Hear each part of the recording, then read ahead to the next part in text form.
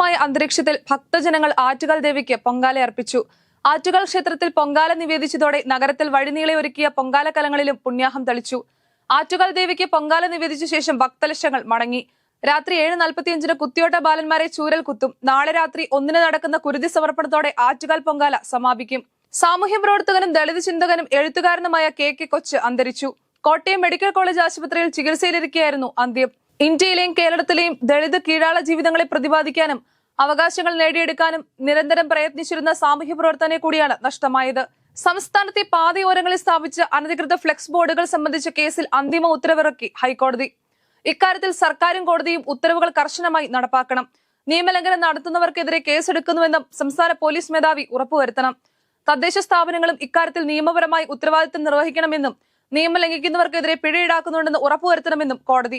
മുണ്ടക്കൈ ചൂരൽമല പുനരധിവാസത്തിനായുള്ള ഭൂമി ഏറ്റെടുപ്പിൽ ഹാരിസന്റെ നെടുമ്പാല എസ്റ്റേറ്റ് തൽക്കാലം ഏറ്റെടുക്കുന്നില്ലെന്ന് സർക്കാർ. ഹൈക്കോടതി ഡിവിഷൻ ബെഞ്ചിന് മുൻപാകെ ഹാരിസൺസ് മലയാളത്തിന്റെ അപ്പീലിലാണ് സർക്കാർ നിലപാട് അറിയിച്ചത്. പുനരധിവാസത്തിനായി ആദ്യഘട്ടത്തിൽ ഏറ്റെടുക്കുക എൽസ്റ്റൺ എസ്റ്റേറ്റ് മാത്രമായിരിക്കും. നെയ്യാറ്റിൻകരയിൽ RSS പ്രവർത്തകർ തടഞ്ഞു നിർത്തിയ സംഭവത്തിൽ പ്രതികരണവുമായി തുഷാർ ഗാന്ധി. അഭിപ്രായ സ്വാതന്ത്ര്യത്തെക്കുറിച്ച് അറിയാമായിരുന്നെങ്കിൽ അവർ ഈ രീതിയിൽ പ്രതികരിക്കില്ലായിരുന്നുവെന്ന് തുഷാർ ഗാന്ധി പ്രതികരിച്ചു.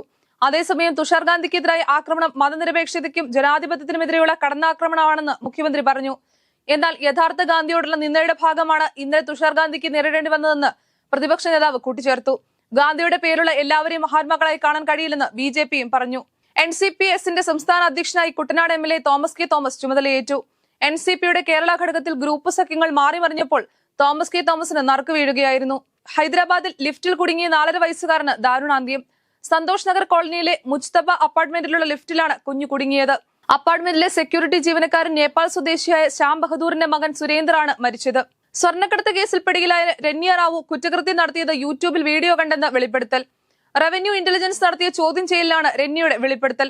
താൻ ആദ്യമായാണ് സ്വർണം കടത്തുന്നതെന്നും യൂട്യൂബ് വീഡിയോകൾ കണ്ടാണ് സ്വർണം കടത്തുന്നത് എങ്ങനെയെന്ന് പഠിച്ചതെന്നും രന്യ മൊഴി നൽകിയെന്നാണ് റിപ്പോർട്ട്. മനുഷ്യാവയവങ്ങൾ വിൽക്കുന്ന ക്രിമിനൽ സംഘത്തിലെ അംഗമായ 35-കാരി പോളണ്ടിൽ അറസ്റ്റിൽ. അവയവക്കടത്തിന് കസക്കിസ്ഥാനിൽ 12 വർഷം തടവിന് ശിക്ഷിക്കപ്പെട്ട യുക്രൈൻ യുവതിയെയാണ് പോളിഷ് ബോർഡർ സേന അറസ്റ്റ് ചെയ്തത്. അറസ്റ്റ് ചെയ്യപ്പെട്ട യുവതിയുടെ പേര് ഇതുവരെ പോളിഷ് അധികൃതർ പുറത്തുവിട്ടിട്ടില്ല. ഇവർക്കെതിരെ ഇന്റർപോൾ റെഡ് കോർണർ നോട്ടീസ് പുറപ്പെടുവിച്ചിരുന്നു.